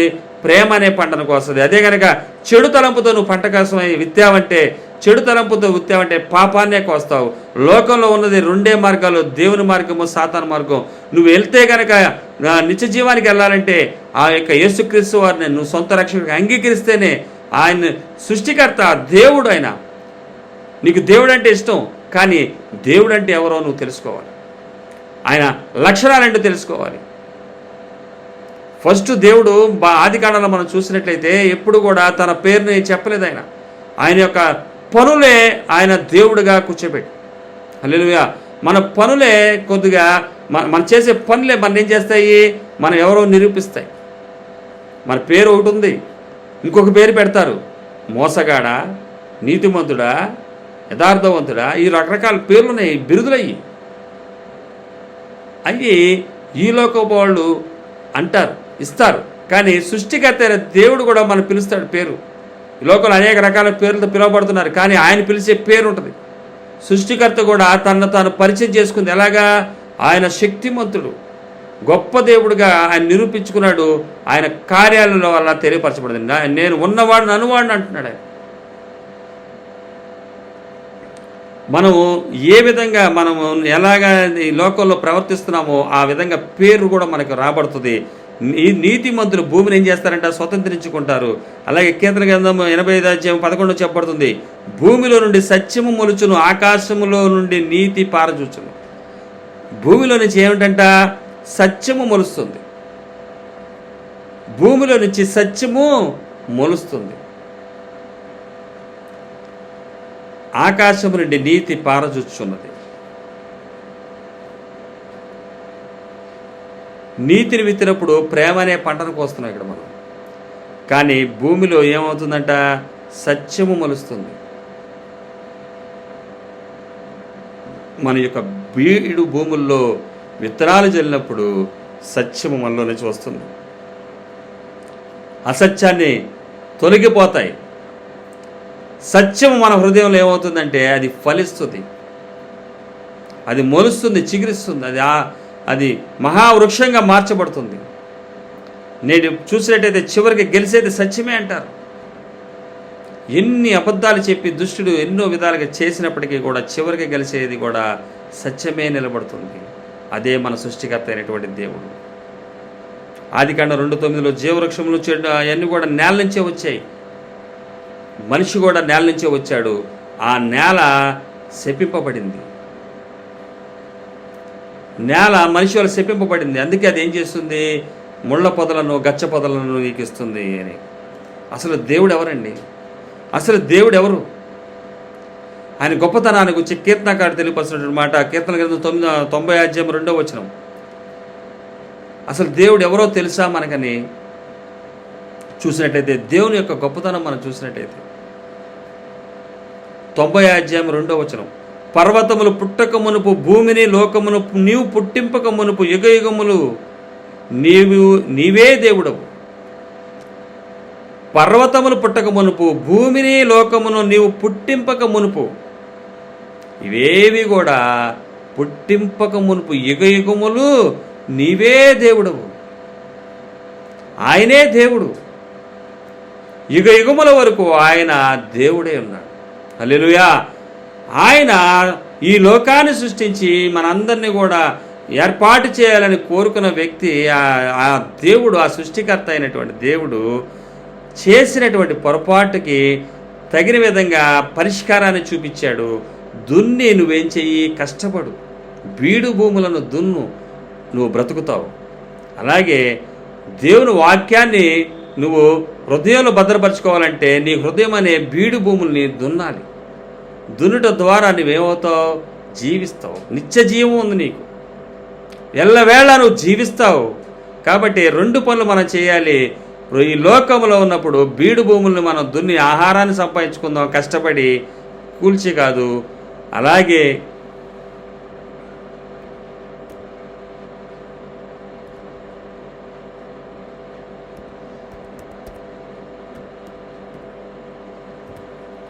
అలాగే నిత్యరాజ్యానికి వెళ్ళాలంటే హృదయం అనే బీడు భూములు మనము సిద్ధపాటు చేసుకుందాం. నీతి నిత్యడానికి సిద్ధపరుద్దాం. ఎదురు వాళ్ళు కూడా నీతిగా బ్రతకండి అని తెలియపరచడానికి. దేవుడు సృష్టికర్త ఉన్నాడు, ఆయన రాబోతున్నాడు. ఆయన కుమారుడైన యేసుక్రీస్తు వారిని లోకంలోకి వచ్చాడు. మన పాపాల కొరకు ఆయన మరణించాడు. శిలువ మరణం ద్వారా మనందరినీ విమోచించాడు. ఆయన యొక్క రక్తాన్ని వెల చెల్లించాడు. ఈ పాపపు దేహం కోసం ఆయన ఏం చేశాడంటే వెల చెల్లించాడు, పవిత్రుడిగా వచ్చి. ఇద్దరు దొంగలు ఒకడు ఏం చేయలేరండి. ఒకడు మంచోడైతేనే ఇంకోటి బయట తీసుకురాగలడు. ఇద్దరు లోపల ఉన్నారు, ఇద్దరు బయట అట్లా అవుతారు, రారు. ఒకడు మంచోడు ఉంటేనే ఏం చేయగలుగుతాడు, నేను జామీన్ ఉంటా, ఆయన తీసుకురా అంటారు బయట. యేసుక్రీస్తు వారు కూడా అంతే. ఆయన ఏ పాపము లేదు, సశరీరుడు ఆయన అమూల్యమైనటువంటి రక్తాన్ని ఇవ్వటం వల్ల విమోచింపబడ్డాం. మనం ఆలకించాల్సినటువంటి వాక్కుల్ని వినటానికి సిద్ధపాటు చేసుకోవటానికి హృదయాన్ని మనం ఏం చేయాలి, దున్నబడాలి. కుల మతాల్ని, ప్రాంతాలని, దేశాలని అన్నిటిని కూడా ప్రక్కన పెట్టి సృష్టికర్తకి కనబడుతున్నటువంటి ఆకాశం వైపు చూసి సృష్టికర్తకి నీకు ఉన్నటువంటి సంబంధాన్ని నువ్వు కలిగి మనసు పెట్టినట్టయితే ఆ సృష్టికర్త ప్రత్యక్షమే నీకు తెలియపరుస్తాడు. అటువంటి జ్ఞానాన్ని నీకు అందిస్తాడు, మనకు అందిస్తాడు. అలా బ్రతకాలని చెప్పి చూపిస్తాడు. దేవుడు ఎవరంట, కీర్తన 92లో చెప్పబడుతుంది. 90 వచనంలో, పర్వతములు పుట్టక మునుపు, భూమిని లోకమును నీవు పుట్టింపక మునుపు, యుగయుగములు నీవే దేవుడు. ఆయనే దేవుడు, ఎప్పటికీ ఆయనే దేవుడు. కాకపోతే దేవుడు అని చెప్పి విశ్వసిస్తున్న వారు ఉన్నారు, కానీ నిజమైనటువంటి దేవుడిని అడుగుజాడలో నడవని వారే ఉన్నారు. ఆయన యొక్క ప్రణాళికలో తెలియక నడుస్తున్న వారు ఉన్నారు. దేవుడు అంటే అందరికీ ఇష్టమే. ప్రతి ఒక్కరికి కూడా ఎవరు దేవుడు ఆడుకున్నారంటారు కదా, వాళ్ళందరికీ కూడా దేవుడు అన్న మాట ఇష్టం.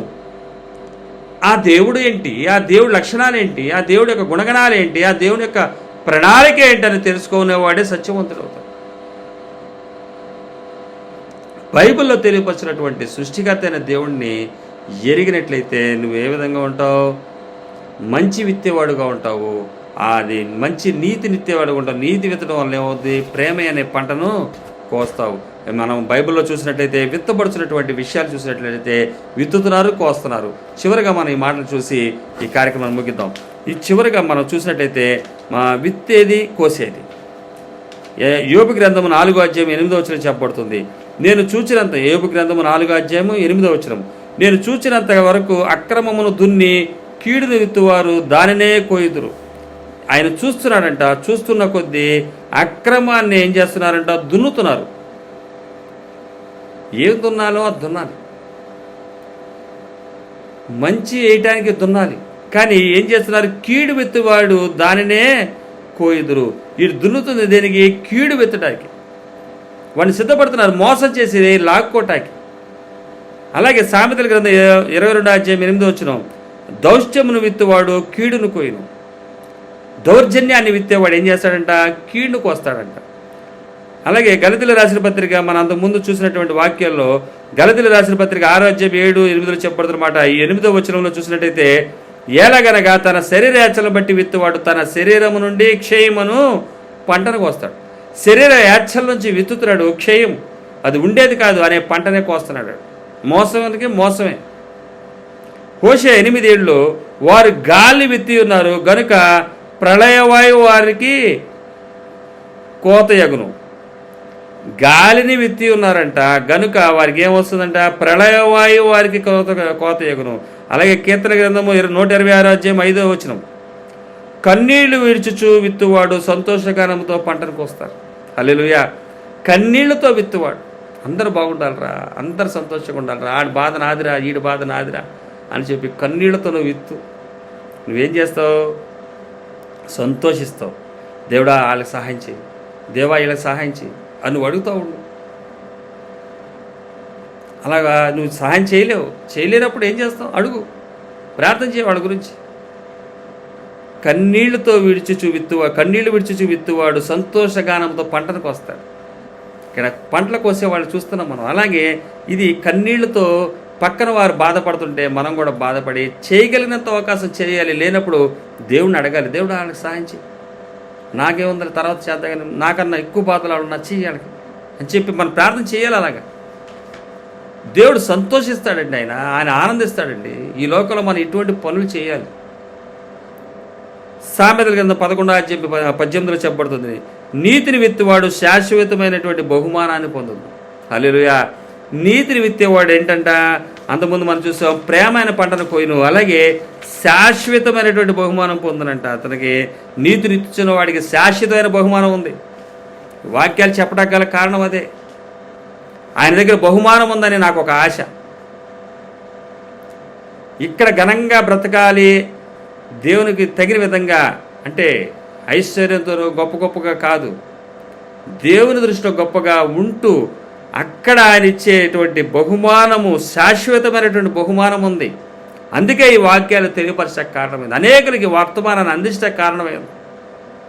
నేను అక్కడ బహుమానాన్ని పొందుకోబోతున్నాను. అది అందరికన్నా గొప్ప బహుమానాన్ని కాదు, దేవుడిచ్చే బహుమానంలో నేను కూడా ఉండాలి. అక్కడ మనందరం కూడా ఉండాలి. ప్రతి ఒక్కరం కూడా ఒక్కొక్కరు వాక్యాన్ని మనం అందిస్తున్నాం, మంచి విత్తుతున్నాం, మంచిగా నీతిని విత్తుతున్నాం, రమ్మని చెప్తున్నాం, దేవుడు సన్నిధికి తీసుకొస్తున్నాం, వారిని ఆదరిస్తున్నాం, వారి కొరకు కన్నీరు కారుస్తున్నాం, వారి కొరకు ప్రార్థిస్తున్నాం, వారిని సహకరిస్తున్నాం. ఈ విధంగా చేస్తూ మనం ముందుకు సాగితే ఏంటంటే, నీతిని విత్తువాడు శాశ్వతమైనటువంటి బహుమానాన్ని పొందుతారు. శాశ్వతం అది బహుమానం. శాశ్వతం అంటే ఏంటి? ఈ లోకంలో ఒక్కటి చూపించాడు శాశ్వతం కనుక, ఏది శాశ్వతం కాదు. మా చిన్నతనంలో మా షాపులకు తీసుకెళ్ళినప్పుడు మా నాన్నగారు వాళ్ళు, ఇది ఎన్నాలండి వారంటీ అని. మనిషికే లేదు గ్యారంటీ. ఎన్నాలండి గ్యారంటీ అంటే మనిషికే లేదు గ్యారంటీ అంటున్నారు. శాశ్వతమైనటువంటి బహుమానం ఉంది. ఈ వాక్కులే నన్ను బలపరిచాయి, ఈ మాటలే నన్ను దేవుని మాట్లాడటానికి ప్రేరేపిస్తున్నాయి. ఒక పాట ద్వారా నేను చాలా ఆదరించబడ్డా. అనేకమైనటువంటి దేవుని దగ్గర సంపద ఉంది, దాన్ని మనం పొందాలి. బహుమానాలు ఉన్నాయి మనకి. అక్కడ బహుమానం పొందాలంటే ఇక్కడ మనం ఏం చేయాలంటే నీతిని విత్తుతూ ఉండాలి. నీతి అనే దాన్ని మనం విత్తుతూ ఉండాలి, సహకరించే విధంగా ఉండాలి. మనకు ఏం కోల్పోయినా పర్వాలేదు, కానీ నీతి, నిజాయితీని, యథార్థతను మనం ఎప్పుడు కూడా విడిచిపెట్టకూడదు. యోబు భార్య అదే అంది, ఇంకా విడిచిపెట్టవా అని. ఏ డబ్బున్నప్పుడే నా దేవుడు, లేనప్పుడు కాదా అన్నాడు ఆయన. సుఖ సౌఖ్యాలు ఉన్నప్పుడేనా దేవుడు మనకి? ఎందువల్ల? ఆయన హృదయంలో ఆయన దున్నబడినటువంటి వాక్కు ఆయనలో ఫలిస్తుంది. అది సత్యం మొలుస్తుంది ఆయన హృదయంలో నుంచి. అది సత్యం, అది ఆయన సత్యం. ఇది తాత్కాలికం. ఇక్కడ జరిగే అన్నీ కూడా తాత్కాలికమైనవే. ఈరోజు ఒకడు కోటేశ్వరిగా ఉంటాడు, రేపు ఇంకోటి కోటేశ్వరిగా ఉంటాడు, ఆ తర్వాత ఇంకోటి కోటేశ్వరిగా ఉంటాడు. ఈరోజు పేదవాడిగా ఉంటాడు, రేపు కోటేశ్వరుడు అవుతాడు, రేపు కోటేశ్వరుడు పేదవాడు అవుతాడు. ఇలా జరుగుతూనే ఉంటున్నాయి. చివరికి ఏం సాధించావరని చెప్పి 60-70 సంవత్సరాలు వచ్చిన వాడిని అడిగితే చెప్తాడు. నిజమైన వ్యక్తి చెప్తాడు ఆ మాట. ఏమీ సాధించలేదు, అంత తాపత్రయపడ్డానే కానీ ఒక్కడ నా మాట వినట్లేదు. ఎవరి కోసం సంపాదించాను, ఇది ఎంత తాపత్రయపడ్డాను నేనంటాడు. ఎంత తాపత్రయపడి వీడి కోసం సంపాదిస్తే నీ డబ్బు ఎవడ కలపో అని చెప్పి అమెరికాలో కూర్చునిపోయే అనేకులు ఉన్నారు. అలాగా ఇక్కడ వీళ్ళ డబ్బుతోటి వీళ్ళు తినలేక, వీళ్ళు ఉండలేక, వీళ్ళు రోగం వస్తే ఒక రోజుకి 20,000 తీసుకున్నారు. ఏది? కరోనా పేషెంట్కి. ఎంత కావాలంటే అంత ఇవ్వటమే. అంటే వీళ్ళకి ఇవ్వాలని మనసు లేదు, మరి తప్పదు. ఎవరో కొడుకులంతా అక్కడ అమెరికాలో, కూతురు అందరూ వేరు వేరు దేశాల్లో ఉన్నారు. వీళ్ళు ఇచ్చినటువంటి చదువు, వీళ్ళు ఇచ్చినటువంటి దానికి వాళ్ళే ఇంకా చదువుకుని బాగా ఇంకా అంతకన్నా ఎక్కువ సంపాదించుకోగలరు. చివరి దశలో ఉన్న వారందరూ కూడా కావాలంటే మనం వెళ్ళి పరిశీలన చేస్తే వాళ్ళని అడిగితే చెప్తారు ఆ మాటలు. కానీ దేవుళ్ళలో ఉండే వ్యక్తిని అడిగితే ఆయన చెప్పే మాట, నేను చాలా సంతృప్తిగా ఉన్నానంట. ఇంకా నాకు కోరిక, ఇంకా దేవుని వాక్యాన్ని ఇవ్వాలని. అనేక మందికి వాక్యం ఇస్తూనే కూడా చివరి దశలో కూడా ఇంకా నేను ఇంకెవరికన్నా దేవుని వాక్యాన్ని తెలియపరచగల శక్తి ఉంటే నేను తెలియపరుస్తానని చెప్పి సంతోషంగా చెప్తూ ఉంటాడు. అతనికి ఏ ఆస్తులు ఉండకపోయినా దేవుని వర్తమానాన్ని ఇవ్వడానికి ఆనందపడుతూ ఉంటాడు. సృష్టికర్త అయిన దేవుడు ప్రతి మనిషికి ఇచ్చింది, మనం బ్రతకాలంటే దున్నబడాలి. బీడు భూములు దున్నితేనే మనం ఏమవుతాం? బీడు భూములు దున్నితేనే మనం ఏం చేస్తాం? బ్రతుకుతాం. అలాగే హృదయం అనే బీడు భూములను కూడా మనము దున్నితేనే, అది దున్ని కూడా ఎట్లాగేయాలి? నీతి ఫలించేటట్టుగా మనము ఆ నీతి ఫలాలను వేయాలి. వేయటం వల్ల ప్రేమను కోస్తాం, శాశ్వతమైనటువంటి బహుమానాన్ని పొందుతాం. ఆ సత్యం అక్కడ రాయబడి ఉందన్నమాట. ఆదాము గారికి ఇవ్వబడినటువంటిది ఏంటంటే, సరే నువ్వు నా కుమారుడివి, పొరపాటు చేశావు, కానీ నువ్వు ఈ లోకంలో ఆయుష్ నీకు ఇవ్వబడినంత వరకు ఉంటుంది. ఆ ఆయుష్ ఉన్న నాళ్ళ వరకు నువ్వేం చేయాలి? కష్టపడాలి. ఆ పంట నీకు ఇస్తుంది. అది ఆదికాండము చూసినట్లయితే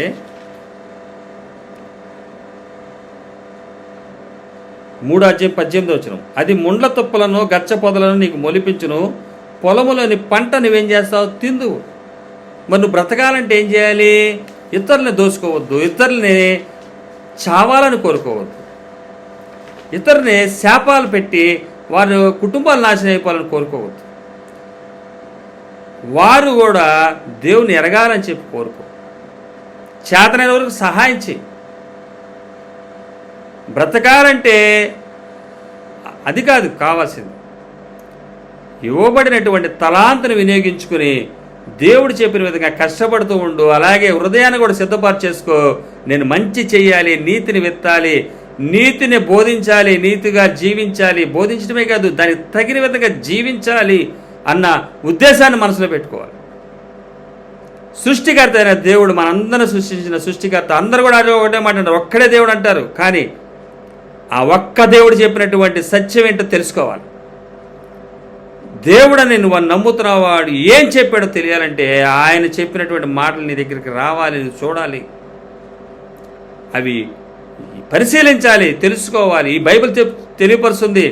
ఇర్మియా గ్రంథం 9:23-24 జ్ఞాని తన జ్ఞానమును బట్టి, సూర్యుడు తన శౌర్యమును బట్టి, ఐశ్వర్యుడు తన ఐశ్వర్యమును బట్టి అతిశయిస్తే కాదు, సర్వ కృప చూపిస్తూ ఉన్నటువంటి దేవుడను నేనే అని పరిశీలనగా నన్ను తెలుసుకున్నట్టు బట్టి ఆయన ఆనందిస్తానని చెప్తున్నాడు. సృష్టికర్త దేవుడు ఒక్కడే దేవుడు అంటున్నారు కదా, ఒక్కడే దేవుడే, కరెక్టే. ఆ దేవుడే తెలియపరుస్తున్నటువంటి మాట. ఈరోజు సత్యమును ఎరగక అసత్యములో జీవిస్తూ ఎవడెట్టిపోతే ఏమైంది, తర్వాత సంగతి తర్వాత, మనం ఎలా బ్రతుకుతున్నాం, మన కుటుంబం ఎలా బ్రతుకుతుంది అన్న ఉద్దేశంతో ప్రణాళికలకు దూరంగా అయిపోయి ఈరోజు దేవుని యొక్క ప్రణాళికలో నుంచి తొలగిపోయి నిత్య నరకానికి వారసులైపోతున్నారు. నిత్య నరకంలో సాతానుగాడికి, ఆ సైన్యానికి ఇవ్వబడినటువంటి నరకాల్లో మనుషులను కూడా తీసుకువెళ్ళాలని చూస్తున్నటువంటి దుష్టుడి లోకంలో ఉన్నాడు. వాడి నుంచి తప్పింపబడాలి. ఆస్తి ఉన్నా లేకపోయినా, ఆరోగ్యం ఉన్నా లేకపోయినా, సృష్టికర్త అయిన దేవుని ఎడల మనం భయభక్తులు కలిగి ఆయన మాట ప్రకారం మనం జీవించాలి. నీతిని విత్తుతూ ఉండాలి, ప్రేమ అనే పంటను కోస్తాం. నీతిని విత్తుతూ ఉండాలి, శాశ్వతమైనటువంటి బహుమానాన్ని మనం పొందుకుంటాం. అశాశ్వతమైనది కాదు, శాశ్వతమైనటువంటి బహుమానాన్ని పొందుకుంటాం.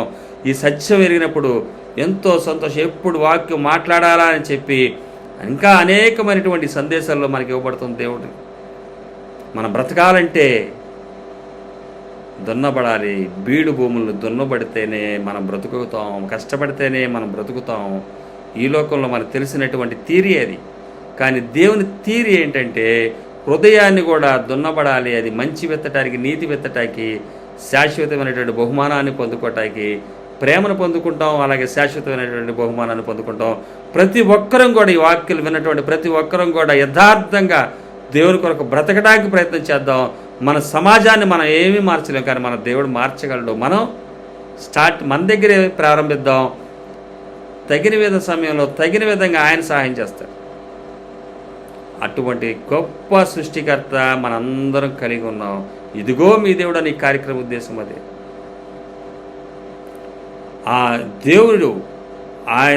దేవుడు అన్న వ్యక్తి నీకిష్టమే నాకిష్టమే, కానీ ఆ ఒక్క దేవుడు చెబుతున్నటువంటి మాటలు మనం వినాలి. ఆ ఒక్క దేవుడిని మనము వెంబడించాలి.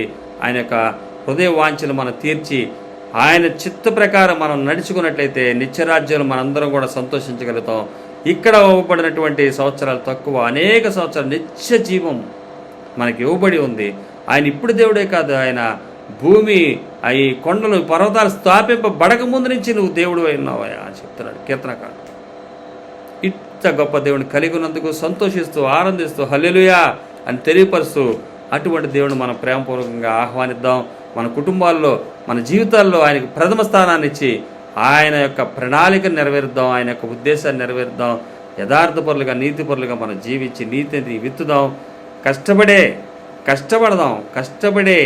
దేవుని చిత్తాన్ని నెరవేరుస్తూ కష్టమైనప్పటికీ కూడా హృదయాన్ని కూడా సిద్ధపాటు చేసుకుని ఆ మంచిని విత్తుతూ దేవుని సన్నిధిలో ముందు సాగాలని ప్రభుపేట మనం చేస్తూ ప్రభుపేట వాక్యాన్ని మీ అందరికీ తెలియపరచు దేవుడు ఇచ్చిన కృపకే స్తోత్రం. ప్రార్థన ద్వారా ఈ కార్యక్రమాన్ని మనం ముగిద్దాం. పరలోకమందున మా తండ్రి నామన స్తోత్రం. దయగల రాజా, ప్రేమల మా దేవా తండ్రి, కృపామయుడు నాన్న, మా ప్రభా పాపం చేసినప్పుడు మనిషిని తోటలో నుంచి పంపించావు, కానీ ఒక పనిష్మెంట్ ఇచ్చావు తండ్రి. ఆ పనిష్మెంట్లో నుంచే నీవు బ్రతకటాకే కాకుండా నీ హృదయాన్ని కూడా సిద్ధపాటు చేసుకో. అది మంచిని విత్తడానికి, నీతిని విత్తడానికి, ప్రేమ అనే పంటను కోస్తావు. అలాగే నీతిని విత్తడం ద్వారా నువ్వేం చేస్తావు? శాశ్వతమైనటువంటి బహుమానాన్ని పొందుకుంటావని తెలియపరిచావయ్యా. ఈ సత్యాన్ని ఎరిగి ఇంకా సత్యంగా మేము ముందుకు సాగుటకు సహాయం చేయండి. పరిశుద్ధాత్మదేవా నీ అభిషేక శక్తితో నడిపించండి. ఆలకించిన ప్రతి ఒక్కరు కూడా ఇది అర్థమవుటకు సహాయం చేయండి. మరొక సందేశాన్ని మాట్లాడే వరకు నీ సన్నిధితో నడిపించండి. నా భార్య, నా కుమారుడు, నా కుమార్తె నేను మీ మహించే భాగ్యం తెచ్చండి. ఆలకిస్తున్నటువంటి ప్రతి కుటుంబంలో గురించి, ప్రతి పిల్లల దగ్గర నుంచి పెద్దవాళ్ళ వరకు వారికి సహాయం దయచేయండి. ఈ యొక్క వాక్కులో ముందు సాగుటకు జ్ఞానాన్ని దయచేయమని మా ప్రియ రక్షకుడు నరసింహరావు వేడుకొంచున్నాం పరమ తండ్రి. హల్లెలూయా, హల్లెలూయా, హల్లెలూయా. ఆలకించిన మీ అందరికీ ప్రేమపేట వందనాలు. Thank you.